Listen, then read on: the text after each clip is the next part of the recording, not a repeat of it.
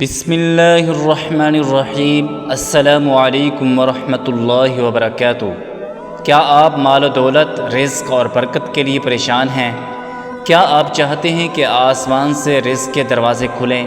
آج ہم آپ کو قرآن کی ایک ایسی طاقتور دعا بتانے جا رہے ہیں جو حضرت موسیٰ علیہ السلام نے کی تھی اور اللہ تعالی نے فوراً ان کی حاجت پوری کر دی۔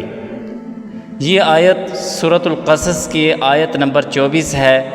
حضرت موسیٰ علیہ السلام نے جب مدین کے کنویں پر 2 لڑکیوں کی مدد کی تو تنہا، اجنبی اور بھوکے پیاسے ہو کر ایک درخت کے نیچے بیٹھ گئے اور پھر اللہ تعالیٰ سے یہ دعا کی، رب انی لما انزلت الی من خیر فقیر۔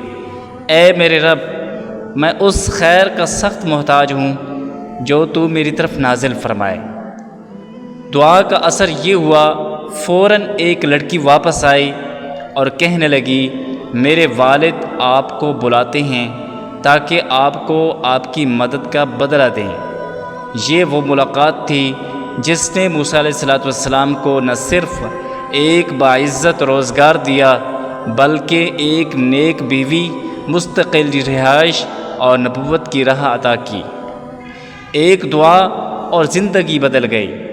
آپ بھی روزانہ یہ دعا کم از کم 7 مرتبہ صبح یا مغرب کی نماز کے بعد پڑھیں۔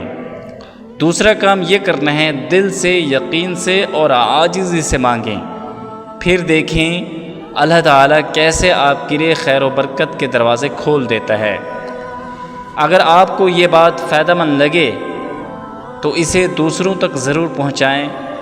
چینل کو سبسکرائب کریں، کومنٹس میں آمین ضرور لکھیں اور اس ویڈیو کو رزق کے متلاشیوں تک ضرور پہنچائیں۔ جزاکم اللہ خیر، والسلام۔